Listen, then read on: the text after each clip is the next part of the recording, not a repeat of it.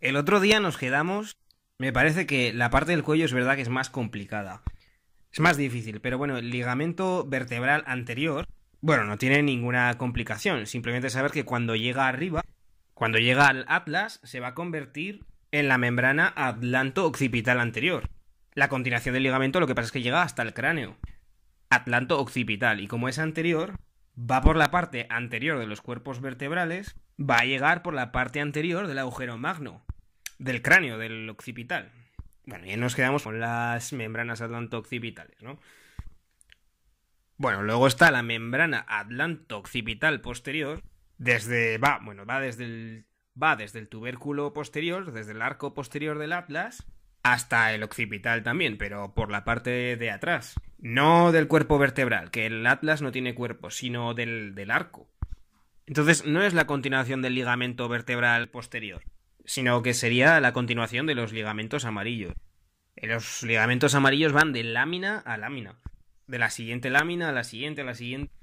Y eso es cuando ya no hay más lámina por encima de él, se dirigen al hueso occipital, por la parte posterior del foramen magno.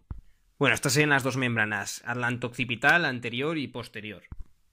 Bueno, pues ahora veremos los ligamentos que refuerzan la articulación, en este caso que hay entre el atlas y el axis.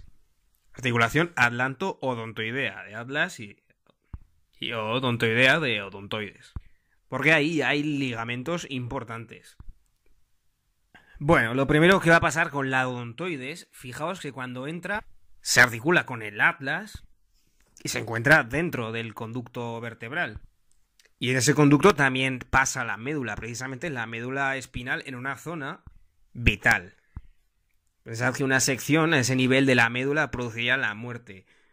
Es importante que la odontoide esté bien sujeta y bien separada de la médula espinal a su paso por ese conducto vertebral. Entonces aquí hay un ligamento importante que sería el ligamento transverso del atlas. Este ligamento sería como un cinturón, ¿no? Rodea la odontoides y la sujeta, la separa, digamos, del conducto vertebral. Bueno, vemos aquí una imagen, fijaos bien, porque esto sería una visión superior. Y en esta imagen, pues veríamos ahí la odontoides y esto sería la visión superior del atlas.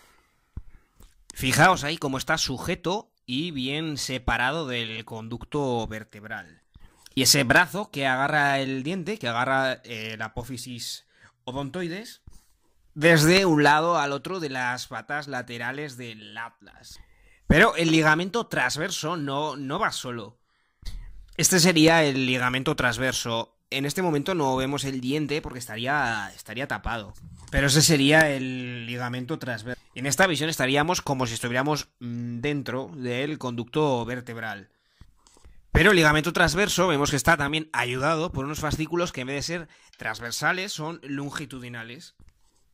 Que sería uno superior y otro inferior. El inferior llegaría al axis y el superior llegaría al hueso occipital, que es lo que tiene por encima. Entre el ligamento transverso y esos dos fascículos, uno superior y otro inferior, forman el ligamento cruciforme. En forma de cruz, un brazo transverso y un brazo que sería longitudinal. Y ahora sería este ligamento cruciforme el que nos estaría tapando el apófisis odontoides. Pero aún hay más ligamentos que sujetan la apófisis odontoides.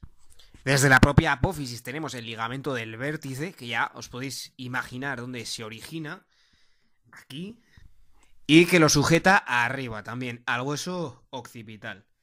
Por supuesto, por delante del foramen magno. El ligamento del vértice aquí tampoco lo veríamos, estaría tapado por esta parte del ligamento cruciforme.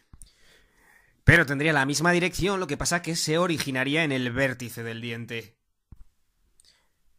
Luego estarían los ligamentos alares, estos sí que los vemos, ¿eh? Estos ligamentos alares también se originan en el propio diente y van aquí, a un ala a cada lado. Pero en este caso la dirección es lateral. También va a llegar al hueso occipital, pero a los lados, en la parte anterior y lateral del foramen magno.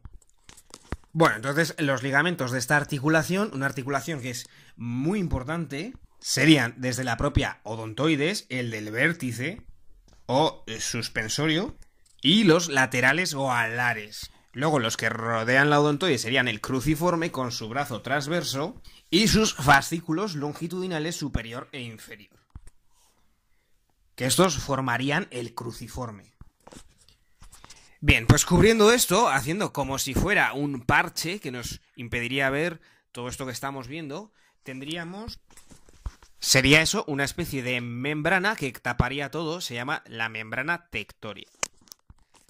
Aquí no está representada porque, bueno, os podéis hacer una idea, lo que nos interesaba es que se vieran los ligamentos y la verdad, pues no me apetecía repetir el dibujo simplemente con una membrana encima.